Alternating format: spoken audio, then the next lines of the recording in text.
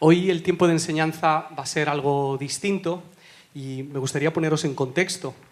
En la familia Pérez Molina tenemos el hábito de caminar, caminamos mucho y buscamos cualquier excusa para salir a dar una vuelta y pasear. A veces esos paseos, que suelen ser largos, los pasamos prácticamente en silencio o casi. Otras veces hablamos de cosas muy tontas y triviales. Y hay veces que tenemos conversaciones muy edificantes y volvemos a casa sintiéndonos llenos de lo que hemos conversado. Y en estas semanas pasadas estuvimos charlando sobre algo que hoy hemos querido ordenar un poquito y compartirlo con la parroquia. La pregunta que queríamos que dirigiese esta conversación es: ¿por qué nos cuesta tanto disfrutar cada etapa de la vida? A veces es muy complicado, especialmente cuando pasas por momentos difíciles, es difícil disfrutar de estas etapas. Y llegamos a la conclusión de que uno de los motivos por los que nos cuesta disfrutar es porque nos sentimos encerrados, nos sentimos limitados en esa etapa. Pensamos que esa etapa ya es el final y que a partir de ahí todo lo que vamos a vivir va a ser lo mismo, ¿no? Que nos va a definir esa etapa de ahora en adelante. Y cuando te sientes así de encerrado, cuando sientes que has perdido la libertad, cuando sientes que ya no hay manera de pasar página, entonces es cuando empiezas a volverte una persona triste o amargada o ansioso, muy ansioso, porque el momento por el que estás pasando no termina. No ves la posibilidad de salir de tu tristeza, de tu cansancio, de tu ansiedad, de tu luto. No ves la manera de salir de la situación económica en la que estás. Y cuando hablábamos de esto, uno de los primeros pasajes que nos vino a la cabeza fue el de Eclesiastés. Perdona, papi, que te he interrumpido. Y vamos a leerlo ahora, sí. Sí, Eclesiastés 3, del 1 al 9. Y animo a todos que desde su etapa donde están, sean jóvenes, adultos, en familia, en sus trabajos, en momentos difíciles, o como yo, desde mis canas, podamos considerar estos pensamientos. Dice así el sabio Salomón: todo tiene su momento oportuno. Hay tiempo para todo lo que se hace bajo el cielo. Tiempo para nacer y tiempo para morir. Tiempo para plantar y tiempo para cosechar. Tiempo para matar y tiempo para sanar. Tiempo para destruir y tiempo para construir. Tiempo para esparcir piedras y tiempo para recogerlas. Tiempo para abrazarse y tiempo para apartarse. Tiempo para buscar y tiempo para perder. Tiempo para guardar y tiempo para desechar. Tiempo para rasgar y tiempo para coser. Tiempo para callar y tiempo para hablar. Tiempo para amar y tiempo para odiar, tiempo para la guerra y tiempo para la paz. ¿Qué provecho saca el trabajador de tanto afanarse?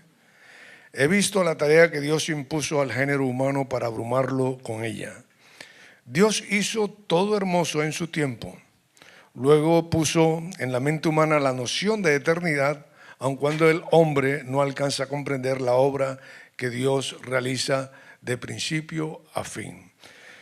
Este pasaje, con 28 tiempos o momentos, de los cuales o estamos viviendo alguno de ellos o vamos a vivir más adelante, los vivimos considerando tal vez que lo que dice el comienzo del texto, que es oportuno, pero ignoramos tal vez lo que dice, o no entendemos lo que dice el versículo 11 cuando dice que Dios lo hizo todo hermoso en su tiempo. Y eso es otra cosa. Encontrar hermosura en medio de nuestra dificultad o belleza, en medio de nuestra etapa difícil, cuando uno se siente vacío, insatisfecho, enfermo, triste, ofendido, no es nada fácil. La cuestión es que cuando aún estando convencidos de que esto es verdad, yo creo que todos escuchamos, todo es hermoso en su tiempo y todos decimos amén, ¿no? Nos resuena, esto tiene que ser cierto. Pero la realidad es que luego es muy difícil ponerlo en práctica. Cuando llega el momento de la verdad, o no podemos ponerlo en práctica, o no sabemos encontrar la hermosura de cada tiempo. Gracias a Dios, en las Escrituras, no solamente nos encontramos este versículo que nos dice que todo es hermoso en su tiempo, sino que nos encontramos con muchas historias, con personajes que nos enseñan que todo es hermoso en su tiempo. Y uno de los personajes que más nos llama la atención y que nos parece más digno de admiración por vivir esta verdad es José, la vida de José. Y sabemos que a lo mejor no todos conocéis o no todos os acordáis de toda la historia de José, porque es un poco larga, y le voy a pedir a mi padre que porfa haga un resumen tipo escuela dominical flash, ¿vale? Para que vayamos a ciertos momentos, los más importantes, y podamos tenerlos en la mente. ¿Os parece? A lo mejor sabéis la historia y esto os aburre, pero creo que va a ser importante para poder seguir hacia adelante juntos. Papi. Bien, la historia de esta familia de Jacob, que va del capítulo 37 al capítulo 50 del libro de Génesis, son varios capítulos que me va a tocar resumir en un minuto según Andrés. Y en 30 segundos incluso, Resulta que la figura sobresaliente en toda la historia de estos capítulos es José. José era uno de los 12 hijos de Jacob, era el preferido de su padre, y lo que pasa en una familia, sus hermanos le tenían envidia porque era el predilecto de su papá. Y además de eso, José metía a veces la pata y contaba todo lo que pensaba o soñaba, y eso le traía problemas porque los sueños siempre terminaban a favor de él y en contra de sus hermanos. Entonces eso pues más rabia y rechazo producía de sus hermanos a José. Un día su padre le dice: hijo, ve a ver cómo están tus hermanos trabajando en el campo con el rebaño. Cuando él se acerca a ellos lo ven venir y querían deshacerse de él. Y después de muchas cosas, la mejor manera que vieron que podían deshacerse de él era mandándolo lejos. Y lo mandaron para Egipto como esclavo. De Erasmus. Lo mandaron. Como Natalia. Bien, entonces llegó allí a casa de un oficial del faraón llamado Potifar, y este joven, porque era un joven entonces, servía excelentemente en aquella casa, era de un aspecto atractivo, y la mujer de Potifar puso los ojos en José, y esto hizo que José tarde o temprano saliera huyendo de aquella grande tentación en la que estaba metido. Cuando el faraón se entera por el falso testimonio que levanta su esposa, cuando Potifar se entera de que su esposa levanta un falso testimonio sin él saberlo sobre José, lo envía a la cárcel. Estando en la cárcel, Dios estaba con él y le daba gracia y le daba favor, tanto que el carcelero, el guardia de la cárcel, le entregó las llaves de todas las celdas y el cuidado de todos los presos sin preocuparse absolutamente de nada. O sea, él tenía que estar de guardia, pero se iba a dormir y dejaba a José allí cuidando a todos. Una noche el faraón tuvo sueños y nadie de su reinado, ninguno de sus sabios podía interpretarlos. Entonces uno de los criados o sirvientes que estaban en la casa del faraón le comentó acerca de alguien en la cárcel y lo mandó a buscar, alguien que interpretaba sueños, y entonces trajeron a José rápidamente a la presencia del faraón. Estando allí escuchó el sueño o los dos sueños, dio la interpretación diciendo: el faraón lo que ha soñado es que vienen 7 años de abundancia y vienen posteriormente 7 años de escasez o de hambruna sobre toda la tierra.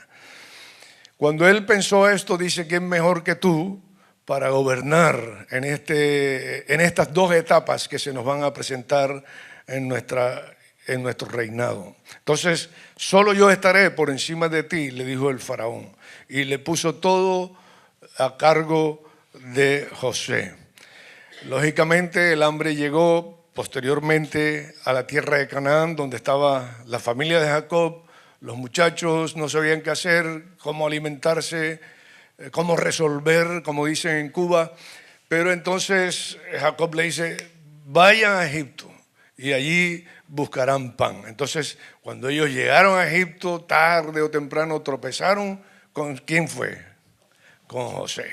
Tropezaron con José y José entonces se dio a conocer a ellos posteriormente y los atrajo así, los abrazó, les dio sustento, les dio cuidado, mandó a traer a su padre y al resto de la familia que estaba en Canaán y los trajo para sustentarlos de lo mejor que había en Egipto. Es la historia de un joven que es rechazado por sus hermanos, pero que Dios lo lleva para bien al final, para que en ningún momento su propia familia fuese abastecida. Y terminó bendiciendo a su familia, en otras palabras, a sus propios enemigos. Este es el resumen, os animamos a leerlo esta semana, porque al leerlo con detenimiento os vais a dar cuenta de algo.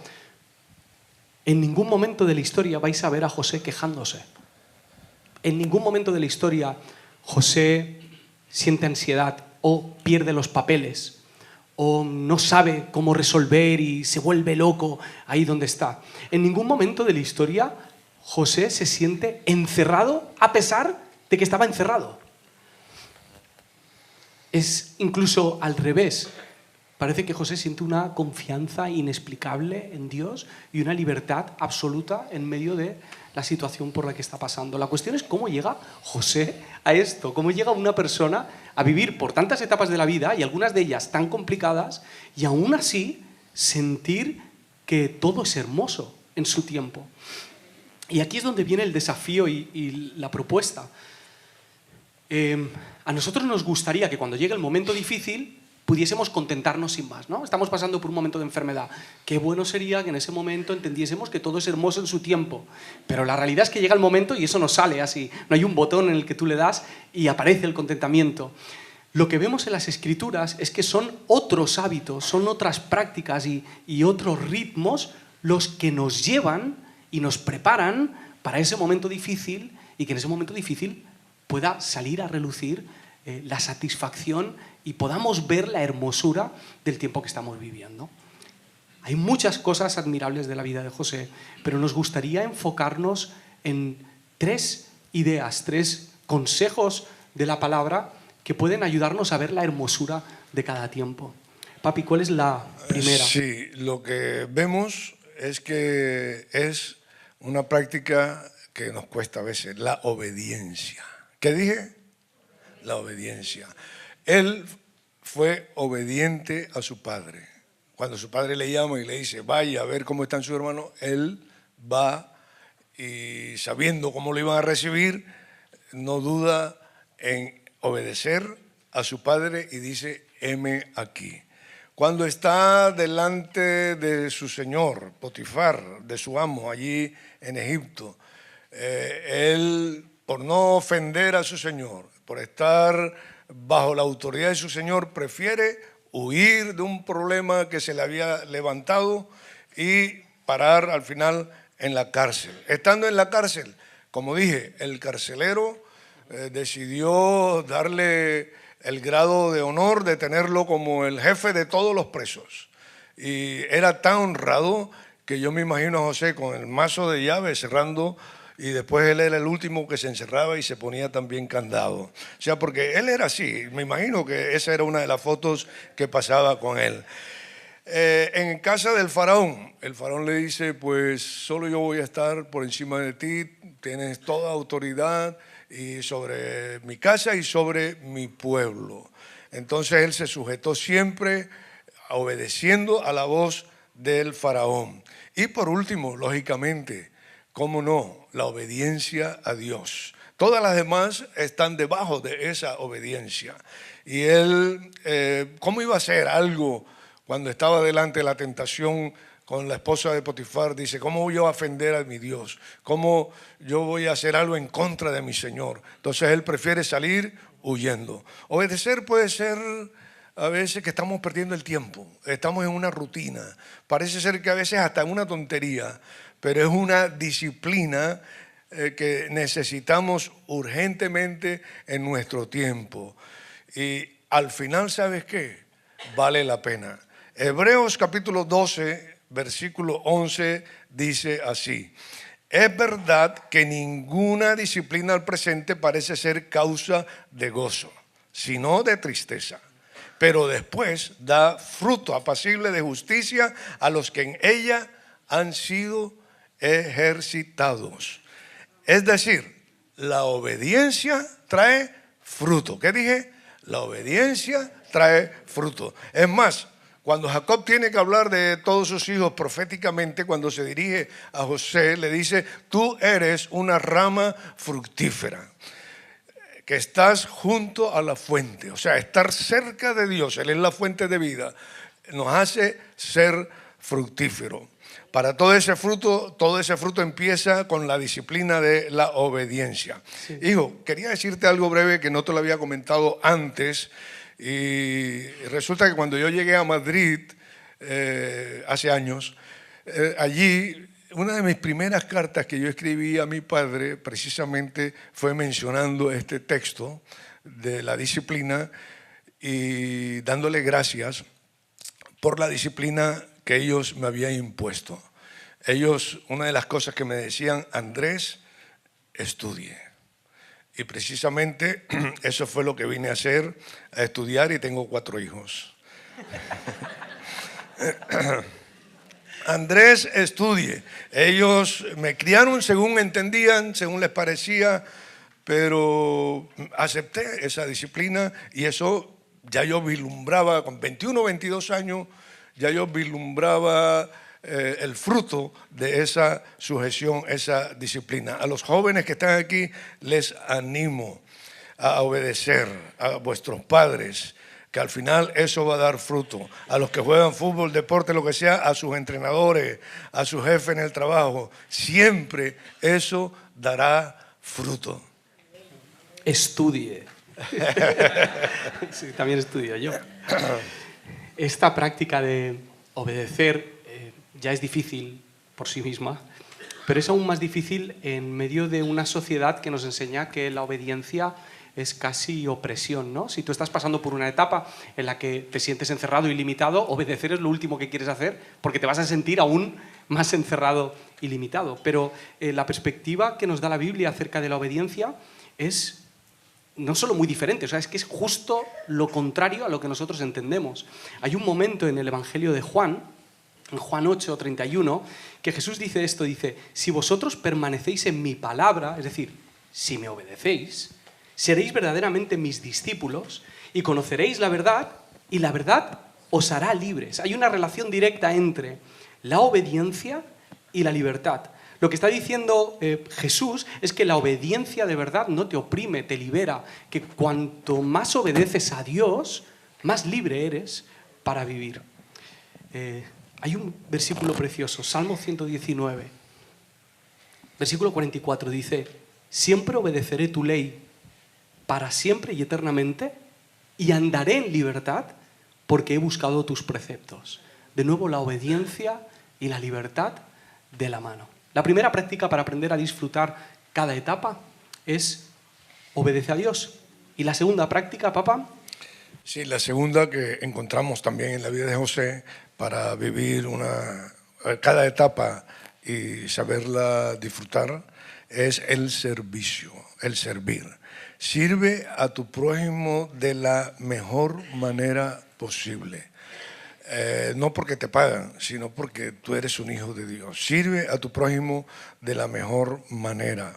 La actitud de servicio de José era tan buena que tanto Potifar como el guardia de la cárcel, como el faraón, le confiaron todo. Hasta a su propia mujer se la había confiado. Por eso él no abusó. Trabajó, sirvió excelentemente. En la cárcel, ninguna queja. Sirvió excelentemente. No es agradable estar entre rejas, pero él sabía estar en esa etapa.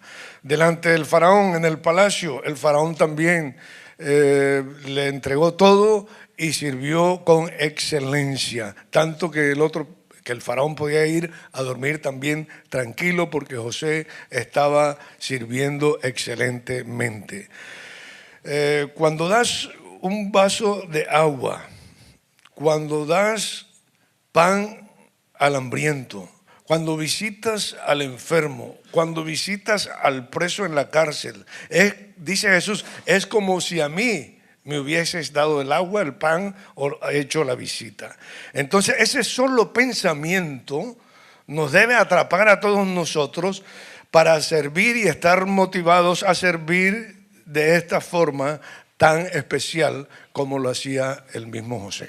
Sí, de nuevo José hace algo contraintuitivo. Antes era obedecer y ahora lo que hace es servir, y es más de lo mismo. Cuando estás en una etapa de tu vida en la que te sientes encerrado, servir te va a limitar aún más, pero él vuelve a entender, o al menos parece que intuye de manera natural, que en ese servicio hay libertad. Hay un pasaje en Gálatas en el que Pablo escribe esto: porque vosotros, hermanos, a libertad fuisteis llamados, solamente que no uséis la libertad como ocasión para la carne, sino servíos por amor los unos a los otros. De nuevo encontramos la relación entre el servicio y la libertad. Somos libres, pero somos libres para servirnos los unos a los otros.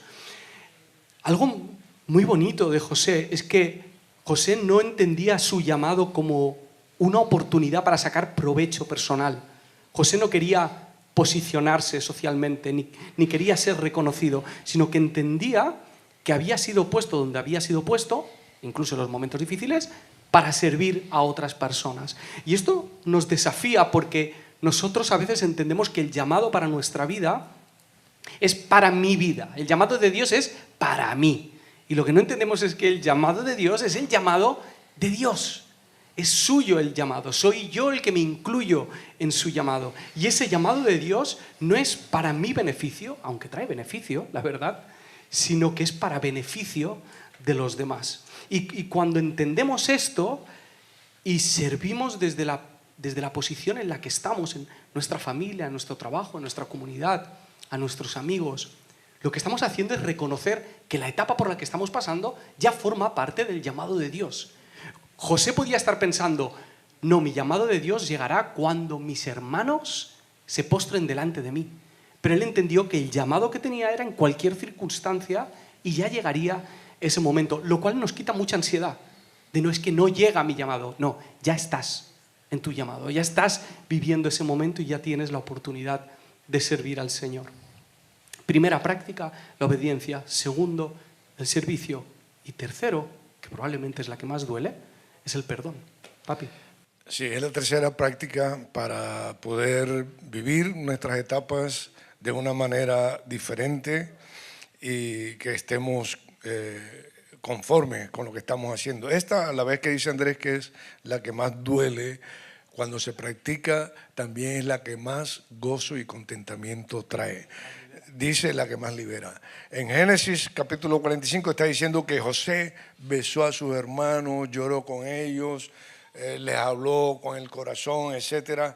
Y esto creo que es un ejemplo para nosotros de cómo debemos aceptarnos los unos a los otros. Mis años de experiencia y como miembro de familia, como pastor de iglesia, quiero decirles que tarde o temprano vamos a vivir momentos muy incómodos, aunque sea en la familia o sea en la iglesia, donde vamos a tener la oportunidad de ofender y de ser ofendidos. ¿Qué hacer entonces? ¿Cómo superar esa etapa? O sea, yo doy gracias a Dios por todas las personas que nos pueden ayudar alrededor de nosotros, pero la clave la tienes tú dentro de ti y es perdonar. Podemos vivir toda la vida ofendidos, podemos vivir toda la vida resentidos, podemos vivir, peor aún, amargados, pero eso no es la solución. La solución siempre es perdonar. La solución siempre es fijarnos en los modelos o en el modelo que Jesús nos deja que es el mismo que nos propone cómo nosotros debemos perdonar. Ya parecía ser que José venía dándonos idea de cómo había que usar esta práctica del perdón. Pues cuando Jesús viene, ya Él la termina de personalizar y la lleva a su máxima expresión cuando va incluso a la cruz. Pero antes de ir a la cruz, cuando Él se presentó en esta tierra, dice el libro de 2 de Corintios capítulo 5 verso 19, Dios estaba en Cristo reconciliando consigo al mundo, no tomándoles en cuenta a los hombres sus pecados. Yo creo que esa es una clave muy importante. No tomes en cuenta a la persona que te ha ofendido, a tu ofensor, no le tomes en cuenta. Él es tan débil como tú. Eso fue lo que Jesús hizo con nosotros y nos dio esta sencilla clave. Recordemos que en la cruz Él también dijo una de sus últimas frases: Padre, perdónalos porque no saben lo que hacen. Y eso es lo que pasa. Él sabía que nosotros estábamos en total ignorancia de los efectos de nuestro pecado y Él vino a perdonarnos. Y a veces nuestro contrario, nuestro adversario también está en peligro y nosotros somos los que podemos liberarle en ese caso. Así que Dios es quien nos ayuda para poder tomar esta actitud correcta de perdonar. Sí, me gustaría leeros una de las escenas más emocionantes de la historia de José. Es el momento en el que se encuentra con sus hermanos. Y os voy a pedir, porfa, que os pongáis en situación, porque no es cualquier cosa. Génesis 45, versículo 3. Dice: yo soy José, declaró a sus hermanos. ¿Vive todavía mi padre? Pero ellos estaban tan pasmados que no atinaban a contestarle. No obstante, José insistió: acérquense.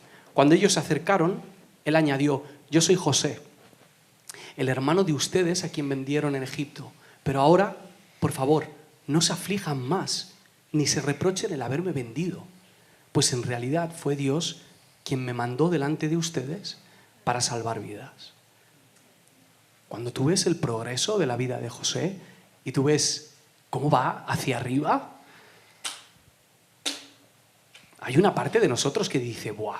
Como llegue a gobernador, le va a caer una a sus hermanos. Como esto vaya mejor. Y lo que hace José es lo más inesperado en esta historia. Les libera, pero no solamente les dice: os perdono o algo así, sino que dice: no se aflijan ni se reprochen el haberme vendido. Él podía usar el perdón para hacerles sentir en deuda. Esto es algo que hacemos muy a menudo. Perdonamos, pero a medias. O sea, te perdono, pero me debes una. O te perdono, pero que quede claro que yo me posiciono moralmente por encima de ti. Qué bueno soy que te he perdonado, ¿no? O decimos cosas como: venga, va, te perdono. Somos muy condescendientes. Va, venga, lo hago por ti. O, pero que no vuelva a pasar, ¿eh? Te perdono esta y nunca más. El perdón de José es total. Les libera de la carga que ellos están sintiendo. El capítulo... justo en el contexto, lo que está pasando es que los hermanos discuten entre ellos y están diciéndose el uno al otro: esto nos está pasando porque vendimos a nuestro hermano. Ellos no saben que José les está escuchando y entendiendo. Y es cuando les dice: no reprochéis más. Ya está, el Señor me ha puesto aquí para serviros a vosotros y a muchos más. La palabra perdón en el original griego es afiemi. Esta palabra se puede traducir como soltar o abandonar o dejar ir. Os pongo un ejemplo. Cuando los discípulos estaban pescando y apareció Jesús, dice que dejaron las redes y le siguieron. La palabra dejar es afiemi, es soltar. Y es la misma palabra que se utiliza para decir: perdonaos los unos a los otros. Es decir, soltad esto que tenéis. Liberad a la otra persona. Perdonar es liberar al otro de la culpa, no recordarle de vez en cuando o insinuarle con gestos que tú le has perdonado y que todavía te debe una. Es más, en el capítulo 50 de Génesis, cuando muere Jacob, el padre de los hermanos tienen miedo. Y José se entera de que habían hecho una trampilla y le habían dicho: papá ha dicho que nos perdones. Porque ellos pensaban que José ahora iba a aprovechar que había muerto Jacob para vengarse. Y dice Génesis 50, 19, cuando José escuchó estas palabras, se echó a llorar. Se echa a llorar porque sus hermanos aún no entienden que él les ha perdonado. Que lo que les había dicho era definitivo. Luego sus hermanos se presentaron ante José, se inclinaron delante de él y dijeron: aquí nos tienes, somos tus esclavos. Porque la falta de perdón trae esclavitud, tanto para uno como para otro. No tengan miedo, les contestó José. ¿Puedo acaso tomar el lugar de Dios? Lo cual es una bomba, porque nos está diciendo que cuando no perdonamos, nos estamos creyendo Dios. Estamos tomando una autoridad que no nos pertenece. Es verdad que ustedes pensaron hacerme mal, pero Dios transformó ese mal en bien para lograr lo que hoy estamos viendo: salvar la vida de mucha gente. Él sigue en lo suyo, yo estoy aquí para servir. Así que no tengan miedo. Yo cuidaré de ustedes y de sus hijos. De ese modo, dice el versículo, José los consoló, pues les habló al corazón. Perdonar trae libertad en los momentos más difíciles. Cuando te sientes encerrado, cuando sientes que ya no hay ninguna opción, viene ese alivio del Señor a través del perdón. Hoy nos gustaría celebrar juntos la Santa Cena, que simboliza justo estas cosas, simboliza la obediencia de Jesús, simboliza el servicio de Jesús y el perdón de Jesús. Y nos gustaría que al tomar la Santa Cena no solo recordemos lo que Jesús ha hecho por nosotros, sino que ese pan y ese vino que ahora están en nosotros nos permite por el Espíritu Santo compartir ese perdón que hemos recibido de parte del Señor. Así que mientras los sugieres van repartiendo el pan y el vino, os voy a pedir que hagamos silencio y en muy poquito mi papá seguirá con la Santa Cena.